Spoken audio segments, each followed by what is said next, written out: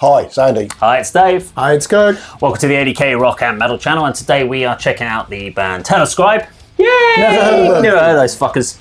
And the new video Hallowed, which is their Halloween or All Hallows Eve video. So we'll give some context after. I do like this, yeah. We'll give some context on it after the video, but yeah, let's go check it out.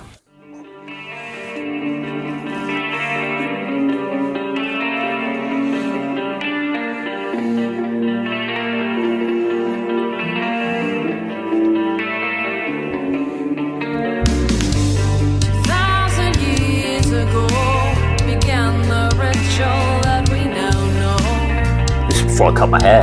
Are you in the red line in Ellsdale there? No. Okay.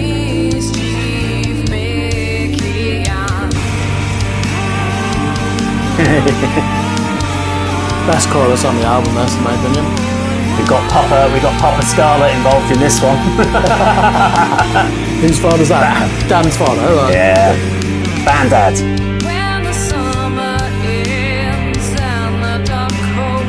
Did you write that guitar? I played you on Passage. No, this is Mike. yeah, I think this is a Mike riff. It's weird, we filmed this, 8 months ago.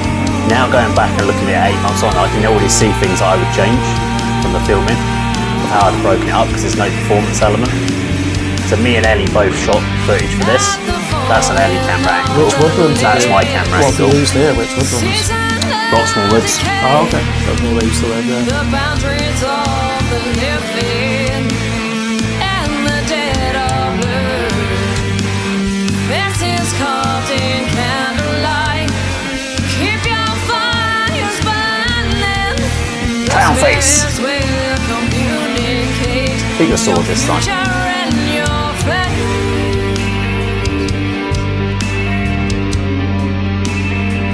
This was one of the harder videos to actually concept, because it's a song about All Hallows Eve. You're like, what the fuck do we do as a music video for that? We actually shot this the same time as we shot Hail Mary. So this was our double video day. We finished all of Hail Mary and then we went off and shot all this. You've used the nice grain effect on that as well, haven't you, to give it that archive feel. There's the man, you sir.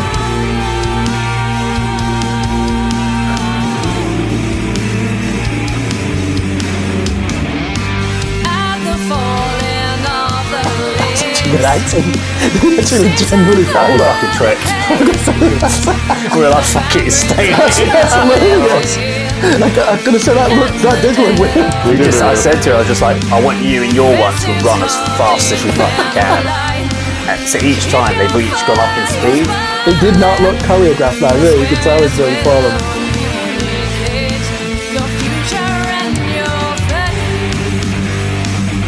Good tempo pickup though. Do you know who's really good at that when you listen to them before the sirens? Tempo pickup, they're the kings of that.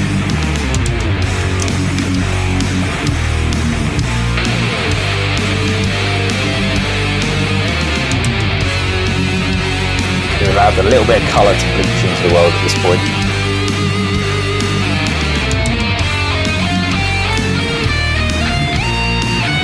This is one of my clients' houses. Just took over the house. So we're like, we're just gonna come here and film. It's fucking freezing as well. You can tell with the dress code. Say February this year. Mid-January.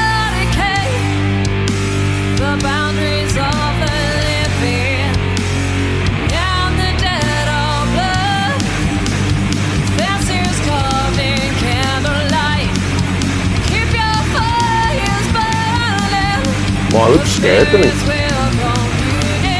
Dan's just chilled. He's the guy you want in a fucking night. You're being hunted by a serial killer. Get Dan along. He'll be fine. He'll just chill out. Safe.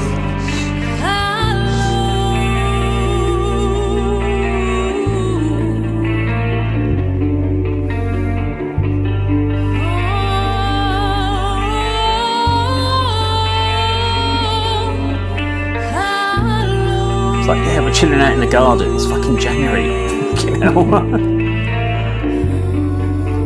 With a Marshall. What? That was the Marshall case of beer. Oh, right, okay. Why didn't Kim get chased through the woods? Yeah, she didn't get much camera time though. Is that deliberate? Okay, there we go. So Scribe and Hallowed. I can't really commentary on this one. I can answer questions though on this one, obviously. So Andy, over to you. What are your thoughts? If you cast your mind back to when we reviewed the album, this is my least favourite track, I'm afraid. But it had to come round for a video release because obviously I think you're doing one for every song. Yes. Right, so that aside, obviously I don't hate the song, it's just my least favourite on the album. So if you were ranking them all, it'd be at the bottom, unfortunately. But I really like the look of the video. I think you said how you had a discussion how you're going to make a video based on the theme of this song and the title and everything, and I think you've sort of captured that. But I really like the look, the sort of the vignette effect around the edges, that sort of dark. Yeah. So I use it when I edit some photos on my phone. That sort of old cinematography look at the very beginning when the titles come up with the sort of the grainy effect and it looks like an old film reel from way back. The scenes in the woods reminded me of the very first My Dying Bride video, Symphonaire, which features the band members sort of not running because it's doom, but walking very slowly round woods and sort of quarries. But that sort of black and white camcorder effects, which obviously is probably what they had in 1990, whatever year that came out of. But you obviously sort of used a visual effect to make it look like an old school, old filming method and everything. But you mentioned it, Kirk. That's the favourite part of my song, when the tempo picks up just before the solo. That particular riff sort of just brings it up a little bit for me. And there's also, you've got like the Blair Witch found footage film sort of influence on sort of in the latter part of the video anyway, where it's sort of sometimes it's first person when the guy with the axe. So first person. Yeah, first person. Yeah. So they've got sort of Blair Witch look as well. So it's all put together really, really well, and it does suit the song. So you've done a good job in that respect. But yeah, it's got the sort of rewatch value because you're kind of looking out at the expressions of the people in it. Because I said Mike at one point towards the end when he's crouching down, hiding, looked absolutely petrified, terrified. Me going up to a camera doing this to his face. Yeah, probably. And run, fucker, run! And Yusef falling over. That looked really, really good. But you just said it was. I don't think he intended it. Yeah. He was. Well, if he did intend it, he made it look like a good trip. Because we were like, you need to. We wanted the intensity to go up with each person. Yeah, you so by the time that, yes. we wanted Mike's to be really chilled, like he's in a dreamland the very first time, and then Dan's was a little bit more faster, and then by the time we get to Yusuf, it's like fucking hell, go, and he just went for it, and he just tripped on something and went flying, and we're like fucking brilliant. Well, that's a scene you see in all horror films when anybody's running away in the woods. At some point they're going to trip over a branch or a root. He did say that he wanted to do some sort of trip, but I think he wasn't planning to do it at that exact point. Or was he talking about a different sort of trip? You never know with Yus. But yeah, no, okay, cool. Kirk. Yeah, we disagreed on this in the album review. This is one of my favourites ever because of the chorus. But I said to you just during that, who wrote the guitar arpeggio, because it reminds me of the same mood as Call of the Cthulhu by Metallica. And even in my darkest hour, Megadeth, I really do love that sound. The clean, mellifluous. You can hear the notes and the scales, and it's really difficult to write a passage that's as expressive as that, certainly in clean guitar mode. Yeah, the tempo pickup is one of the highlights, and there's actually quite a berserk element after there where it goes full headbanging, doesn't it, for about 12 bars where you're absolutely slamming down on the skank beats. It's even like in my darkest hour that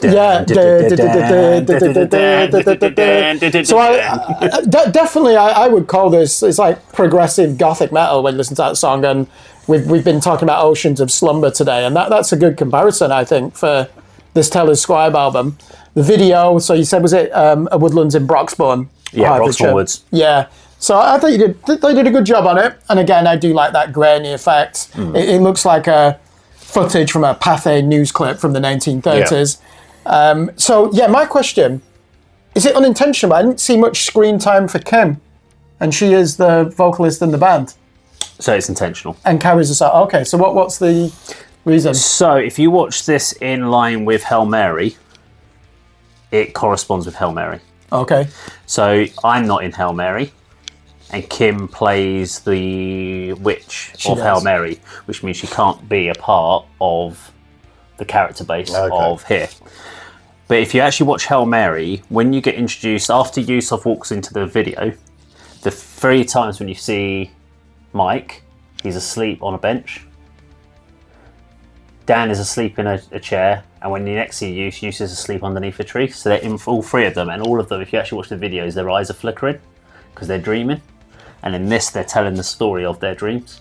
Oh, okay. So this is how the 2 marry up, which is the 3 of these guys are telling the stories of the dreams they had with Hail Mary, which is why it's also set in the same woods. So there is a link between the 2 videos, which we intentionally planned in for those. But if you watch this video, you'll now know what the little hidden meaning was in between the 2. So that's why each of them are telling a horror. The idea is it's All Hallows Eve. They're telling horror stories. Mike starts it off with his one about this dream he has of being chased in the woods. Then Dan goes, well, if you think that's scary, I can tell you one. And the knife gets bigger and the clown mask gets scarier. And then Yusuf calls everyone in and goes, if you think that's scary, let me tell you about my one. Oh, right. And then if you see them at the table, they'll kind of look forward in the distance and will kind of lean back, which is where their dreams become reality, which me and Kim can't see. So that's why we're looking around going, what the fuck are they running from? We don't get it. Oh, yeah, because they all suddenly jumped out of their chairs and ran away. Off, and we're all going, what the fuck's going on? Because but each of them are seeing a different thing, which is why they're all being pursued. They're not seeing each other's guys. But it's also where, like, for instance, when you see Mike go around the corner and is being chased, you'll actually see Yusuf run off in the background. But each of them was shot differently. So when we shot each one separate, I had to make sure in the background I had the same person running off in a different direction. So it all synchronicity. Otherwise, you would have had a continuity issue. So even like me and Kim standing up at certain points, just so we were in the background of a shot. But we had to shoot them running, and then we had to shoot. So all of these were taken one after each other. And we were also fighting against the light because the sun was about to go down. So at that point when we did all the running scenes, we had about 20 minutes to capture all the angles. So we had to just shoot, knock them all out. And then when they all come back, the idea is it's just a dream, it's just a dream, it's just a dream. And that's when at the end you see them all morph behind the chairs. And they'll go for the swing right at the last minute, and then it cuts to black. So that was the whole idea of what fucking happened. Did they die? Didn't they die? See, you'd watch a video like that and you wouldn't know how much thought has gone into the creative process and the the elements you've just described. I certainly didn't on first watch, but yeah. So even the last shot you see where it's up high, it's set up like it's a CCTV camera angle. Now originally we were going to use a CCTV image like viewfinder. Yeah, you can use that on so you film can have like it was a CCTV in the garden. Yeah. But we decided against it in editing that the band were like, well, actually no, let's still do that. But I set it up high so it would look like it was just from that rather than someone with a camera. Yeah. So it also needed to be a static because I had to shoot the guy sitting there and reacting. Then I had to take everyone out and put Dan's dad in all 3 of those positions and then time him with the swings.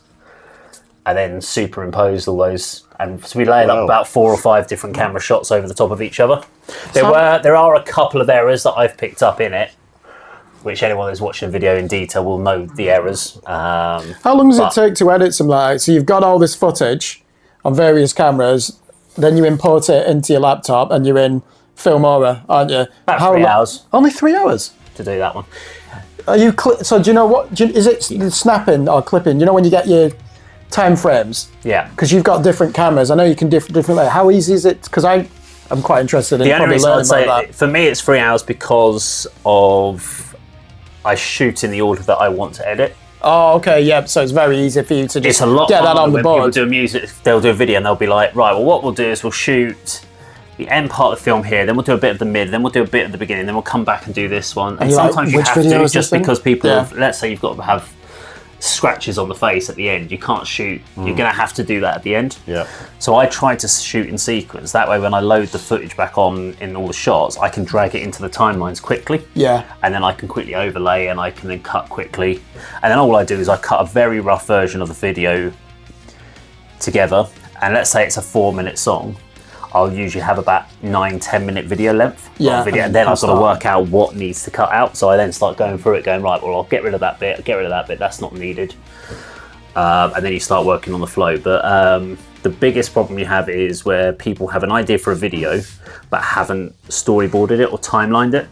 So if you don't know what shots go in what order, if you've shot the video and you're working on the fly, and we've seen that when you work on a fly, you then get to the editing and you're like, I'm not sure which order this footage is going to work in. Yeah, and that's you're where wasting so much time. You'll spend days. Them. You have to have the storyboards. You have to know all your shots. So when we did Hail Mary, this one was less so because I was easy to shoot. But when I did it Hail Mary with Ellie, so she had second units. She was working with Dan, Chloe, and Dan's dad shooting, and I went off to film with Kim, Mike, and Yusuf. Yeah.